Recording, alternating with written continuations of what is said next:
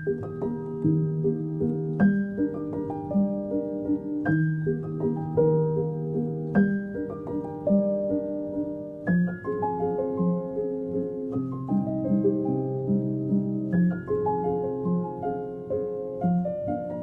den, zdravím všechny přátelé, kamarády a příznivce našeho studia Na vlnách tady ve Slaném. Dnešní vysílání bude velmi netradiční, nebude se totiž jednat o živé vysílání, ale o dokument. V průběhu života našeho studia, které už vlastně běží půl roku, jsme se tady setkali se spoustou zajímavých hudebníků s jejich často netradičními nástroji a také s velmi zajímavými životními příběhy. No a slovo dalo slovo, jednoho dne jsme se spíše náhodou spojili také s velmi zajímavou osobou, a to ve velké vzdálenosti, až na Kanárských ostrovech, která nás požádala o nějaké informace ve věcech hudby. No a slovo dalo slovo, začali jsme si povídat trochu více a rozhodli jsme se, že vytvoříme tento dokument. Dokument, který vám přiblíží život naší moravské rodačky Moniky Srncové, která dlouhodobě žije na Kanárských ostrovech na ostrově Tenerife.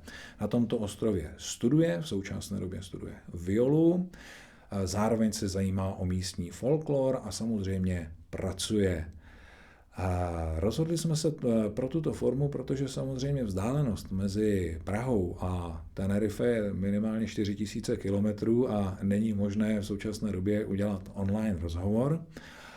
A tudíž jsme vytvořili sestavu 10 otázek, na které nám Monika postupně odpoví a v těchto odpovědích nám přiblíží i svou velmi netradiční tvorbu, místo, kde žije, čím se zabývá, jaké má projekty a v podstatě vše, co by nás jako cestovatele nebo i jako hudebníky mohlo o ostrově Tenerife a respektive o celých Kanárských ostrovech zajímat.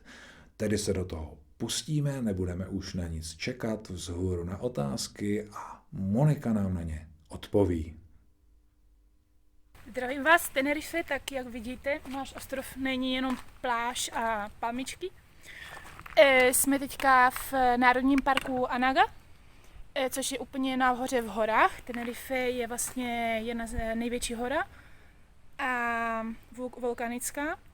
A to, co mám na sobě teda, tak je tradiční kroj, vlastně všední na nošení běžného dne. A skoro všechny kroje na Kanárských ostrovech mají šátek, aby žena byla zahalena, aby nebyla otevřená. A jsem ready to.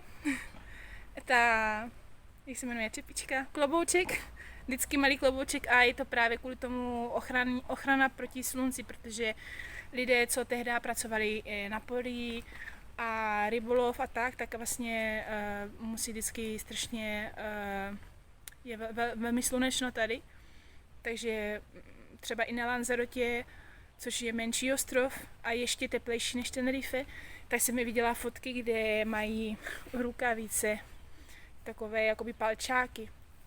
Takže myslím, že je to vyloženě ochrana kvůli tomu slunečnímu záření. No. Takže Moniko, rád bych teda začal první, tou asi nejobecnější otázkou a to, co tě vlastně motivovalo odcestovat na Kanárské ostrovy, co tě přimělo, abys tam vlastně pracovala a trávila tam svůj čas a nakonec vlastně rozhodnutí, že tam budeš žít tak dlouho. Ono je to, myslím si, že velmi neobvyklé, když se dívka rozhodne jen tak vycestovat a pracovat v takové dálce. Takže co nám na tady tuhle první otázku řekneš? Co mě motivovalo k tomu být na Tenerife, tak já jsem teda původně chtěla úplně někam jinam, na Island nebo do Dubaje nebo do Egypta, protože jsem se v té době dost zajímala o orientalistiku.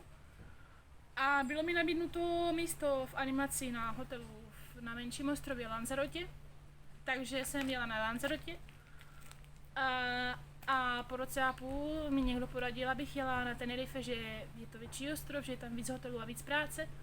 Takže jsem se přestěhovala po roce a půl a vlastně mým jakýmsi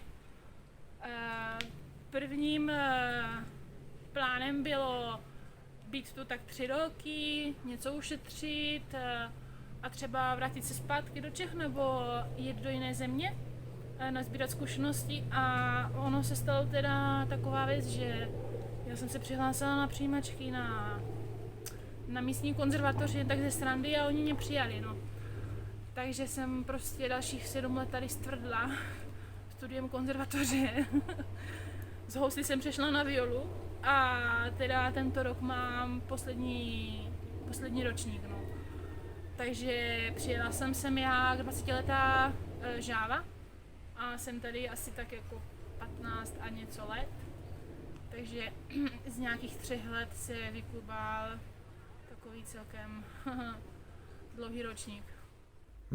A jak tě přijalo okolí na Kanárských ostrovech? Jací vlastně jsou lidé na Tenerife? Jaký je jejich život? Jak mě přijali mezi sebe, tak když jsem začínala, tak jsem byla vlastně na Lanzarotě. A tam byla velmi multikulturní společnost, protože tam jsme byli vlastně z každé země vlastně jiný pracovník. A já jsem se vlastně spíš i pohybovala ne mezi Kanářanama, ale spíš mezi těma Angličanama, Čechama, Němcama. A teprve až teda jsem se přestěhovala na Tenerife, tak jsem se nějak vlastně jako začala začlenovat do té společnosti kanářské. A tam teda přišel ten problém, že já jsem vlastně neměla španělsky. Já jsem si na Lanzarotě vystačila s angličtinou a němčinou. A vyloženě jsem se naučila španělsky jenom díky těm lidem kolem mě, že měli trpělivost.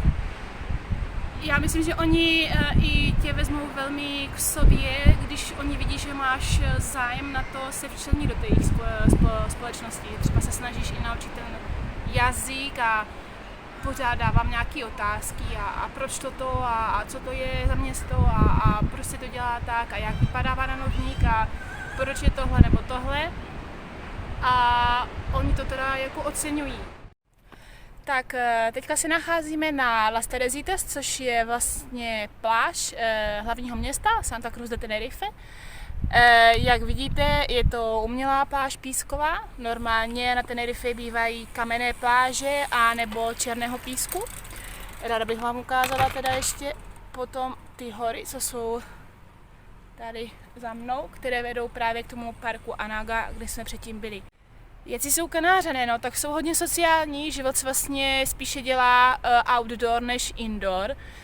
Hodně se chodí na pláž, hiking, chodí do hor, na kolo, inline skating a teď pojede auto.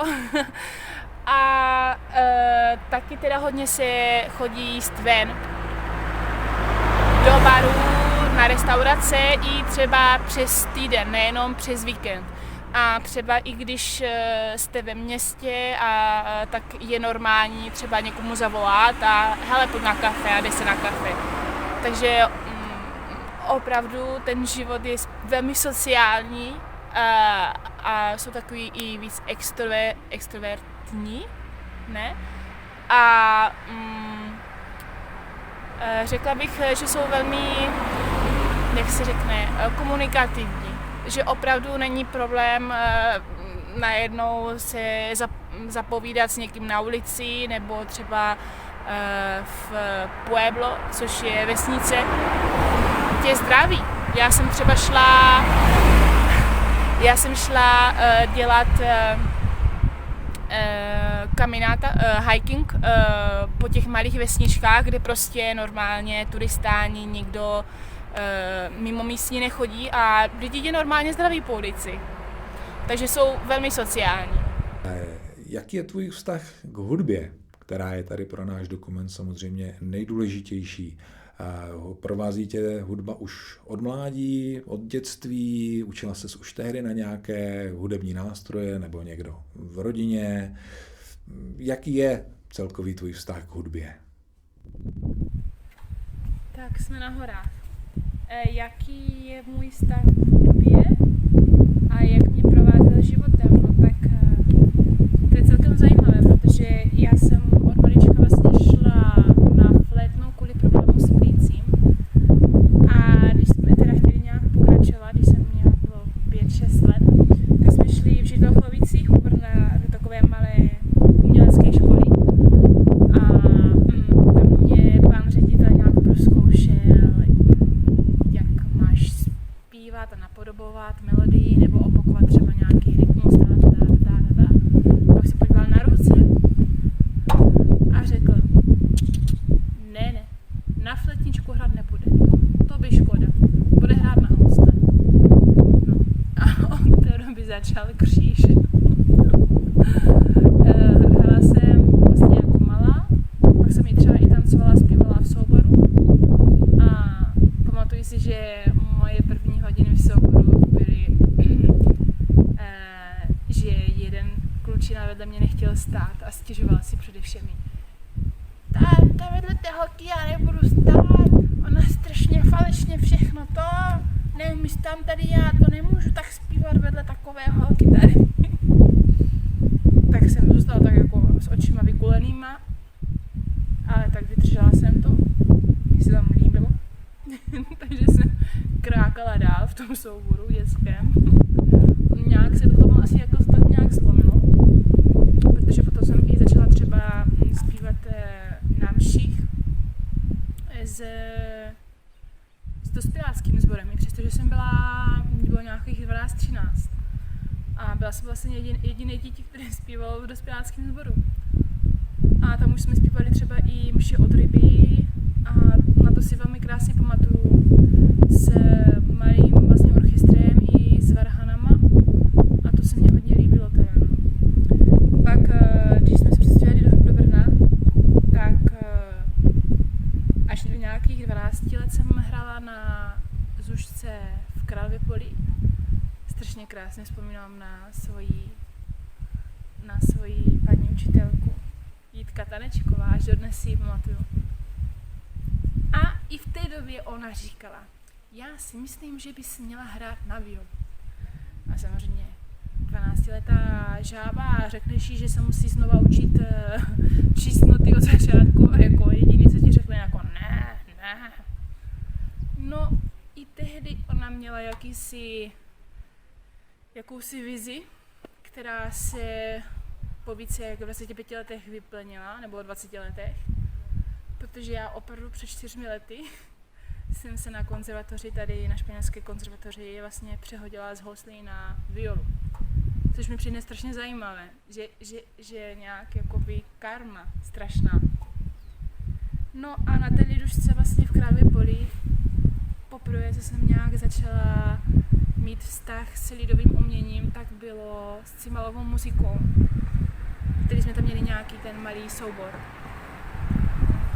A tam jsem zpívala a hrála kontras, třetí housle, protože bylo zatěžko vlastně některým žákům dělat nta a mě to bavilo, takže nebylo moc potřeba učit noty.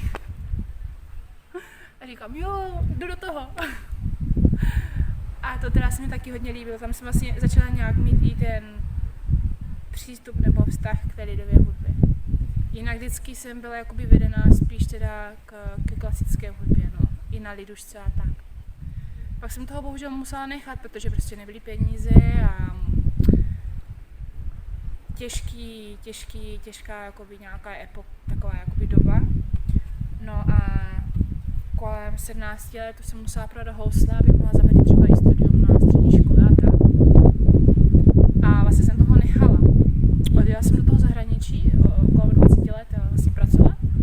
10 let jsem pracovala, jak černá vyloženě. A šetřila jsem.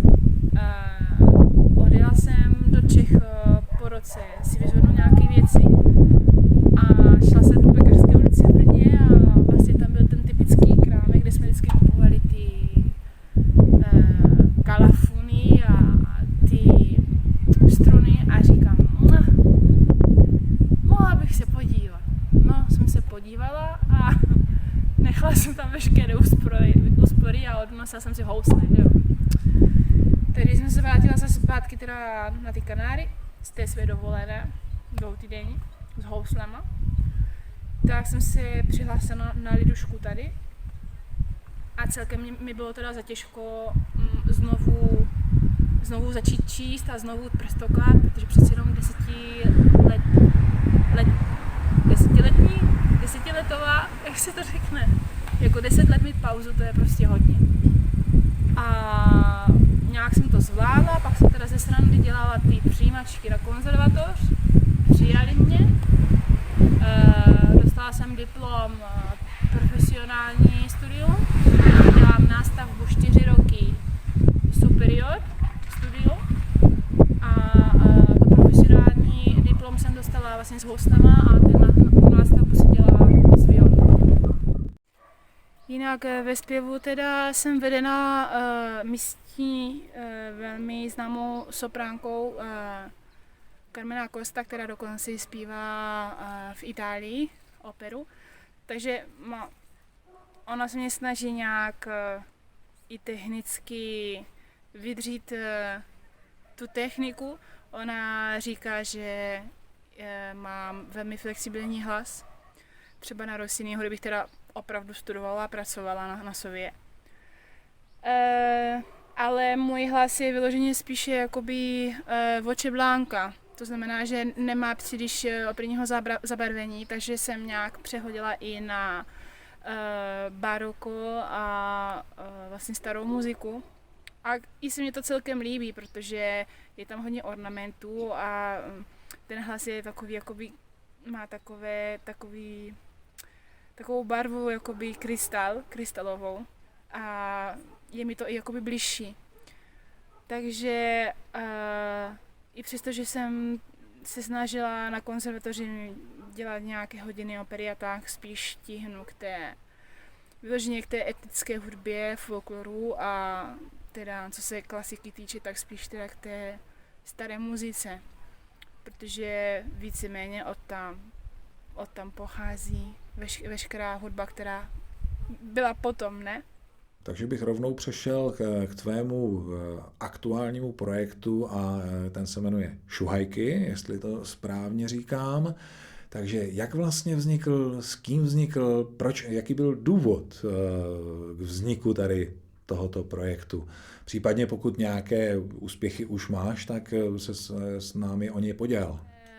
Proč Šuhajky? Tak Šuhajky vlastně vznikly tím, že před 2 rokama, myslím, že já vždycky, když jsem třeba doma nebo tak a bylo mě smutno, tak jsem vždycky vzala kytaru a s těma svýma 6 akordama, který nějak zvládám, z těch malůvek, které jsou ve zpěvníku, tak jsem si nějak doprovázela některé ty lidové písně a nějak mě to nedalo a jednou jsem prostě přišla do zkušebny, kde studovala moje kamarádka, ona je Bulharko-Ruska. Ona studovala na nějaký koncert nějakýho Beethovena nebo něco. A říkám, hele, dívej, tady je tak a hraj. A to poznáš, já ti řeknu. A začala jsem zpívat a jí se to zalíbilo, ale teda bylo to hodně těžká práce, protože je těžké vysvětlit, jak to chceš, nebo jak by se třeba měla k té muzice přistoupit, když si to nezažil, že jo. A já nejsem kompozitor, takže já taky nepíšu žádnou partituru. Takže i odpověď na další otázku je, že já nekomponuju, já vyloženě spíš upravuju podle svého cítění toho textu, takže každou píseň, kterou já třeba znám nebo najdu, tak se ji vyloženě jakoby naučím, jak já ji cítím, nebo jak já myslím, že by se nejlépe dal význam toho textu té písně a potom to nějak dám dohromady na zkoušce s klavíristkou a řeknu jí, kdy si myslím, že by to mělo být více smutné, více veselé, kdyby se to měl být čardáš, jaké akompaniemento a většinou mi rozumí podle toho, jak já zpívám nebo podle toho, jak já se hýbám. A víceméně taky při koncertu hodněkrát pomáhám svým pohybem těla, když potřebujeme zrychlovat nebo když najednou chci udělat nějaký nějakou, se říká kalderou nebo koleta, když chci udělat třeba nějaký ornament, který není zapsán. Protože vlastně ten styl hudby, který my děláme, tak je i velmi jakoby improvizace, že máme tu base, ne? Ten základ, ale nikdy se neví přesně, jak budu ornamentovat, a nebo třeba ty sola, které děláme mezi jednotlivýma slokama, tak jsou vyloženě improvizace.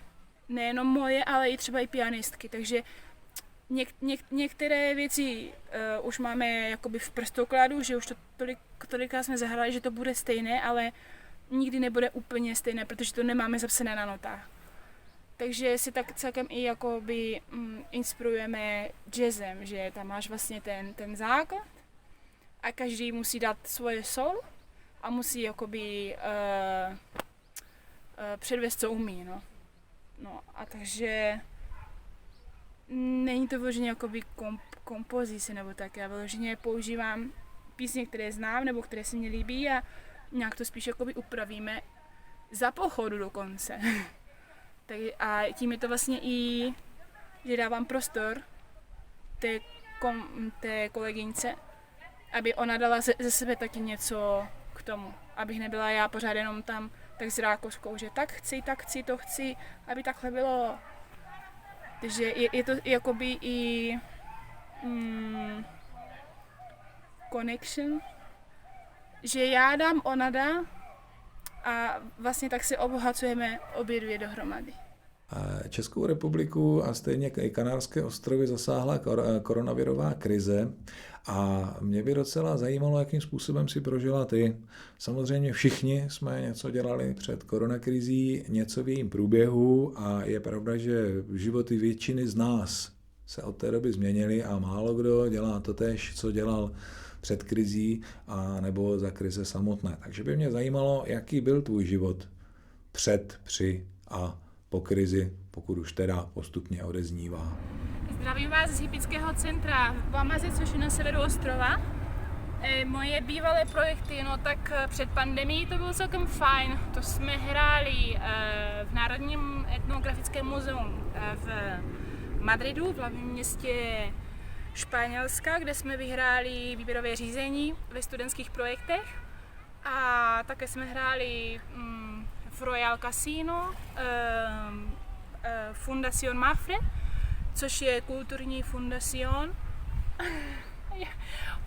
Už jde. A taky samozřejmě jsme hráli v Paraninfu. Ahoj, v Paraninfu.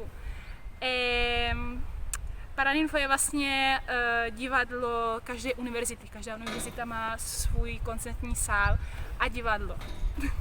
Že to nesní.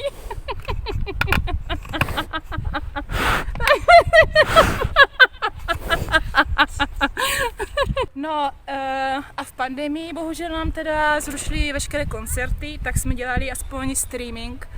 Jeden streaming byl do Indie, kde jsme mezi dalšími 40 umělci z celého světa vlastně hráli a představovali tu naši tradiční muziku. Další streaming byl pro univerzitu a právě ten poslední streaming bylo pro tady ty krásné koníčky.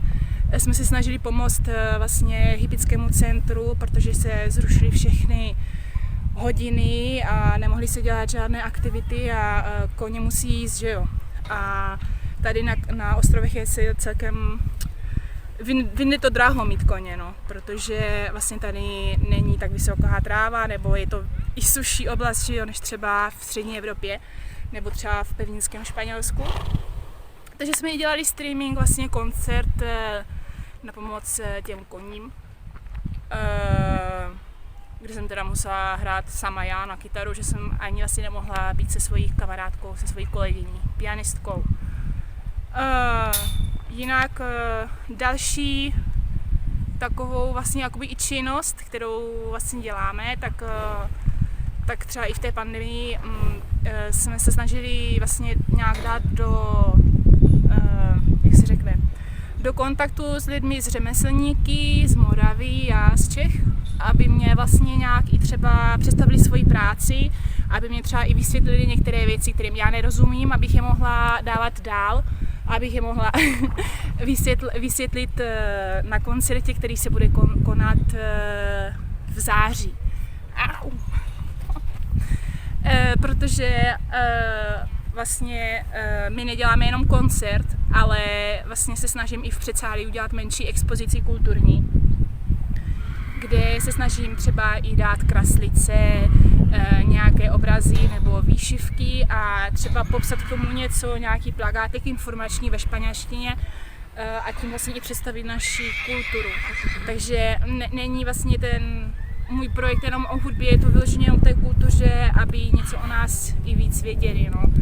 Protože vezmeme si, že Španělové jsou hodně iberoamerická kultura, takže mají velké vědomosti o Evropě a Jižní Americe, že jsou s ní velmi spjatí historicky, ale třeba o slovanských národech teda moc toho neví. A víceméně my jsme malý stát, takže je těžké být v podvědomí. No.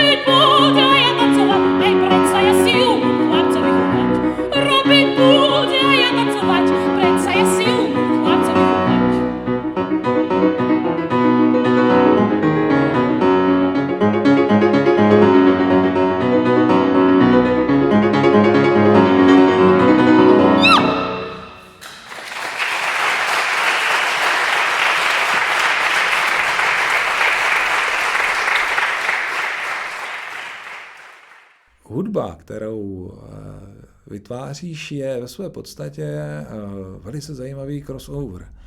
Inspiruje se českou lidovou tvorbou, moravskou lidovou tvorbou, cítíme v nich náznatky taky našich etnik, stejně tak samozřejmě etnické hudby španělské. A u toho všeho potom vzniká jedna taková zásadní otázka, jak a čím ses vlastně inspirovala? Co bylo tím jádrem té inspirace, že propojíš nepropojitelné a vytvoříš tady tento zajímavý crossover? Tak na rozloučenou jsem vám chtěla ukázat hlavní město našeho ostrova, Santa Cruz de Tenerife. Za námi je moře, přístav a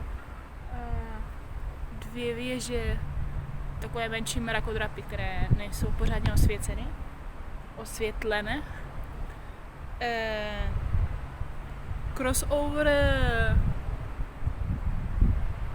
těch kultur, to asi bude dáno tím, že jsem hodně cestovala. Já jsem byla v Indii, byla jsem v Egyptě, v Itálii, v Tunisu a vůbec jsem se vždycky zajímala o folklorní tance jiných zemí, hlavně mě zajímala arabská a indická hudba, balkánská se mě taky hodně vždycky líbila. Pamatuju si, že když jsem byla malá, tak tuším, že se jmenovala Věra Bílá, ta romská zpěvačka. Mě celkem uchvátil vyloženě spíš ten cit, nebo ten elán té hudby. Přilétá letadlo. A vlastně, jak jsem se přestěhovala do Španělska, tak já jsem nějak i začala vlastně být víc, jsem se mixovala vyloženě s těmi Španěli a Latinoameričany. Jsem se snažila nějak chodit na nějaké ty flamenkové a latinskoamerické tance s těmi místními. Takže ono asi, když nějakou tu dobu seš v tom místě a pořád to slyšíš, nebo i to třeba žiješ, tak ono ti to asi nějak zůstane vevnitř. Takže není to vyloženě, že bych třeba něco, já nevím, kopírovala, nebo že bych podle nějakého vzoru šla, ale spíš je to, já nevím, tady se říká vivencia, že tím, že žiješ, tak jsi jakoby taková houbička, jak je na tabuli houba, a prostě jakoby se namočí do vody, tak vlastně udržuješ tu vodu, takže i tak vlastně ty zážitky a třeba i ty kultury chtě nechtě, tím, že se v tom žiješ, nebo se o to zajímáš, nebo s tím máš styk, tak jakoby to do sebe nasákneš a určitým stylem tě to ovlivní. To je třeba i to, co teďka máme problémy, že jo, s mládeží, že vlastně rodina je základní celek a vlastně děti jsou taky taková houbička a vlastně se učí jakoby příkladem nebo tím, co žijí, že jo, že veškeré věci je jakoby ovlivňují. Takže já myslím, že ten crossover je vyložený tím, že vždycky mě se dice me llama la atención. Mě vždycky nějak zaujímalo, nebo mě přišlo zvláštní, třeba něco, co jsem slyšela a neznala jsem, a tak jsem se zajímala, odkud to přichází, nebo tak. A potom jsem se vlastně nějak třeba do té kultury dostala, nebo jsem vycestovala. A přesně to, že když mluvíš s těmi místními, dáváš jim hodně otázek, i třeba v té Indii, a nebo v tom Egyptě, to byla taky sranda, tak se dozvíš hodně nových věcí, je to zajímavé.